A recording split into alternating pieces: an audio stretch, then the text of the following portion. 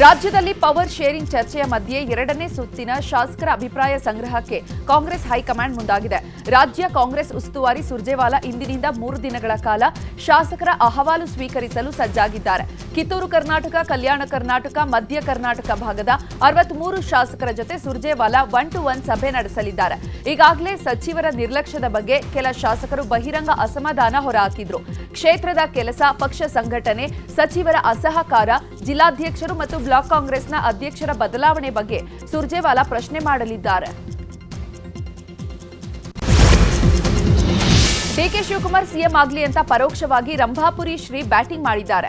ನಿನ್ನೆ ಕನಕಪುರದಲ್ಲಿ ಮಾತನಾಡಿದ ಶ್ರೀ ರಂಭಾಪುರಿ ಶ್ರೀಗಳು ಕಾಂಗ್ರೆಸ್ ಪಕ್ಷಕ್ಕೆ ಹೆಚ್ಚು ಶಕ್ತಿ ತಂದುಕೊಟ್ಟಿದ್ದು ಡಿಕೆ ಶಿವಕುಮಾರ್. ವರಿಷ್ಠರ ಸಮ್ಮುಖದಲ್ಲಿ ನಡೆದಂತಹ ಮಾತಿನಂತೆ ಮುಂದಿನ ದಿನಗಳಲ್ಲಿ ಅವಕಾಶವನ್ನು ಕಲ್ಪಿಸಬೇಕು ಎಂದಿದ್ದಾರೆ. ಈ ಬಗ್ಗೆ ರಿಯಾಕ್ಷನ್ ನೀಡಿರುವಂತಹ ಡಿಕೆಶಿ, ಆ ವಿಚಾರವನ್ನು ನಾನು ಪಬ್ಲಿಕ್ನಲ್ಲಿ ಮಾತನಾಡಲ್ಲ. ನಾವೆಲ್ಲ ಪಕ್ಷ ಕಟ್ಟಿರೋರು, ಪಕ್ಷದ ಶಿಸ್ತಿನ ಸಿಪಾಯಿಗಳು. ಪಕ್ಷ ಏನ್ ಹೇಳುತ್ತೆ ಅದನ್ನ ಕೇಳ್ಕೊಂಡು ಹೋಗ್ಬೇಕಾಗತ್ತೆ. ಶ್ರೀಗಳು ಬಯಸೋದು ತಪ್ಪು ಅಂತ ಕೂಡ ಹೇಳೋದಕ್ಕಾಗಲ್ಲ ಅಂತ ಅಂದ್ರು. ಡಿಕೆಶಿ ಪರ ರಂಭಾಪುರಿ ಶ್ರೀಗಳ ಹೇಳಿಕೆಗೆ ಗದಗದಲ್ಲಿ ಯತೀಂದ್ರ ಸಿದ್ದರಾಮಯ್ಯ ಪ್ರತಿಕ್ರಿಯೆ ನೀಡಿದ್ದಾರೆ. ಸ್ವಾಮೀಜಿ ಅವರ ವೈಯಕ್ತಿಕ ಅಭಿಪ್ರಾಯ ಹೇಳಿದ್ದಾರೆ. ನಮ್ಮ ಪಕ್ಷ ಅಧಿಕಾರಕ್ಕೆ ಬರಲು ಡಿಕೆಶಿ ಅವರ ಕೊಡುಗೆ ಇದ್ದೇ ಇದೆ. ಆದರೆ ಶಾಸಕರ ಅಭಿಪ್ರಾಯದ ಮೇರೆಗೆ ಹೈಕಮಾಂಡ್ ಸಿದ್ದರಾಮಯ್ಯ ಅವರನ್ನ ಸಿಎಂ ಮಾಡಿದೆ. ನಾಯಕತ್ವ ಬದಲಾವಣೆ ಪ್ರಶ್ನೆ ಇಲ್ಲ ಅಂತಾನೂ ಹೇಳಿದ್ದು, ಬೇರೆ ಯಾರೂ ಈ ಬಗ್ಗೆ ಟಿಪ್ಪಣಿ ಕೊಡುವಂತಹ ಅವಶ್ಯಕತೆ ಇಲ್ಲ ಅಂತ ಅಂದ್ರು. ಎಐಸಿಸಿಯ ಒಬಿಸಿ ಸಲಹಾ ಮಂಡಳಿ ಅಧ್ಯಕ್ಷರಾಗಿ ಸಿಎಂ ಸಿದ್ದರಾಮಯ್ಯ ನೇಮಕಗೊಂಡಿದ್ದಾರೆ ಎಂಬ ವಿಚಾರದ ಬಗ್ಗೆ ಎಐಸಿಸಿ ಸ್ಪಷ್ಟನೆ ನೀಡಿದೆ. ಅಂತಹ ಯಾವುದೇ ನೇಮಕಾತಿಯೂ ಆಗಿಲ್ಲ. ಒಬಿಸಿ ಸಲಹಾ ಮಂಡಳಿಯ ಸದಸ್ಯರಲ್ಲಿ ಸಿಎಂ ಸಿದ್ದರಾಮಯ್ಯ ಅವರು ಒಬ್ಬರಾಗಿದ್ದಾರೆ.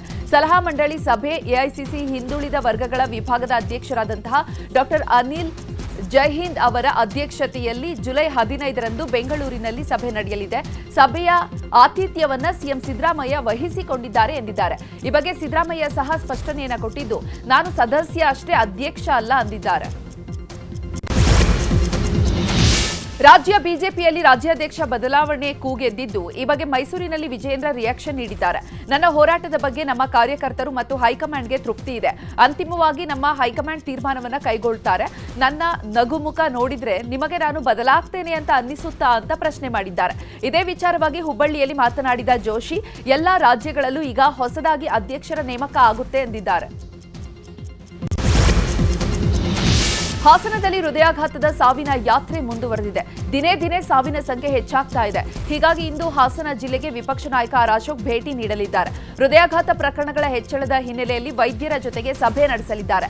ಹಾಗೆ ಮಳೆಯಿಂದ ಬೆಳೆ ಹಾನಿ ಪ್ರದೇಶಗಳಿಗೂ ಕೂಡ ಭೇಟಿ ನೀಡಲಿದ್ದು, ಬೆಳೆ ಹಾನಿಯಿಂದ ಸಂಕಷ್ಟದಲ್ಲಿರುವಂತಹ ರೈತರಿಂದ ಮಾಹಿತಿಯನ್ನು ಪಡೆಯಲಿದ್ದಾರೆ. ಗೋಕಾಕ್ ಮಹಾಲಕ್ಷ್ಮಿ ಜಾತ್ರೆಯಲ್ಲಿ ಪಾಲ್ಗೊಳ್ಳಲು ಬೆಳಗಾವಿಗೆ ಬಿಜೆಪಿ ರೆಬಲ್ಸ್ ನಾಯಕರು ನಿನ್ನೆ ರಾತ್ರಿಯೇ ಭೇಟಿ ನೀಡಿದ್ದಾರೆ. ಶಾಸಕ ಬಿಪಿ ಹರೀಶ್, ಅರವಿಂದ ಲಿಂಬಾವಳಿ, ಕುಮಾರ್ ಬಂಗಾರಪ್ಪ ಭೇಟಿ ನೀಡಿದ್ದು, ಇಂದು ಜಾತ್ರಾ ಮಹೋತ್ಸವದಲ್ಲಿ 3 ಕೂಡ ಭಾಗಿಯಾಗಲಿದ್ದಾರೆ. ಈ ಬಗ್ಗೆ ಮಾತನಾಡಿದ ಮಾಜಿ ಶಾಸಕ ಕುಮಾರ್ ಬಂಗಾರಪ್ಪ, ದೇವರ ಆಶೀರ್ವಾದವನ್ನ ಪಡೆಯೋದಕ್ಕೆ ಅವಕಾಶ ಸಿಕ್ಕಿದೆ. ಹಾಗಾಗಿ ನಾವೆಲ್ಲರೂ ಕೂಡ ಒಟ್ಟಿಗೆ ಬಂದಿದ್ದೇವೆ ಅಂದ್ರು.